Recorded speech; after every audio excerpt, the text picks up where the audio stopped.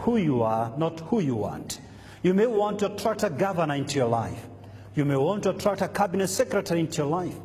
You may want to attract a corporate leader.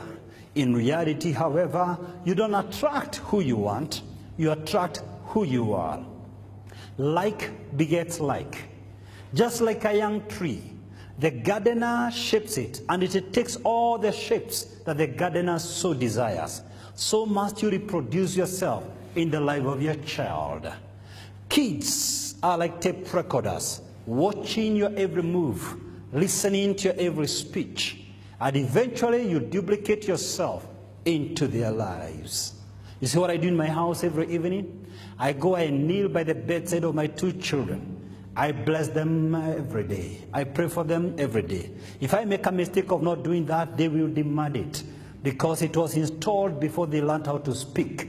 It's a culture that I cultivated. Number 4, connect with your child. Connect with your child.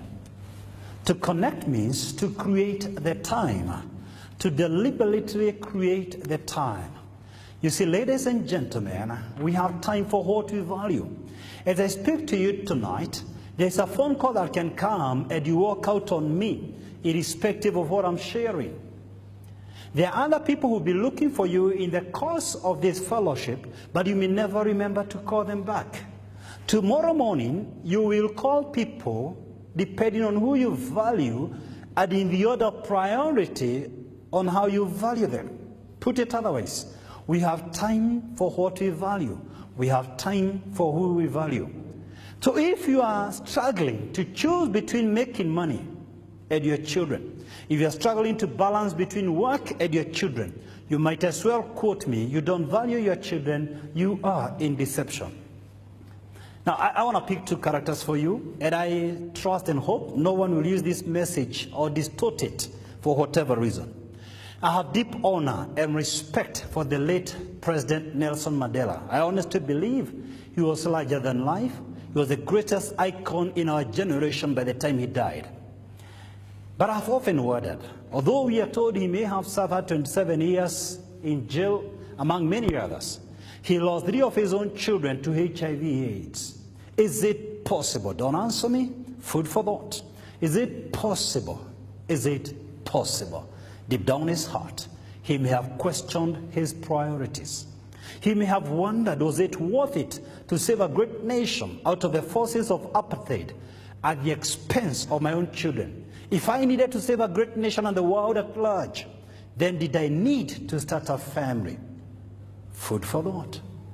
I wonder how many listening to this voice tonight would want to reach the epic of their career ladder and lose their own children to HIV/AIDS, to drug abuse, to violence, to crime. The only true Nobel laureate from this nation, Professor Wangari Maathai, on her deathbed, it was reported in the local dailies that the one thing she regretted is that she never spent enough time with her own children. If I may paraphrase the good professor, she learned a little bit too late that parental responsibilities cannot be delegated. You can't pick it up from where you left after gaining the fame and the fortune and then pick it up. The growth of children is irreversible. It won't wait for you to put up apartments and buy land and shares and stocks and then pick it up from your busy schedules from where you left. Once you lose every stage, the change is irreversible.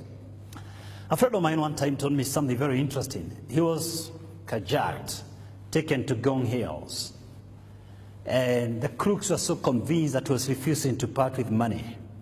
But they were so gracious to give him some 5 minutes to make a last call. And they told him, look, we're going to give you a phone because we're going to kill you in just a moment. Make a phone call to whoever you may want. Please talk to me, talk to me. Talk to me if you can. Who do you think he called? His wife. Oh, what do you think he said? What do you think he said? Talk to me, talk to me. What do you think he said? Kuna mawe nilikuwa nimeacha hapo ya kujenga, sio kimao. Ile mjengo si kumaliza.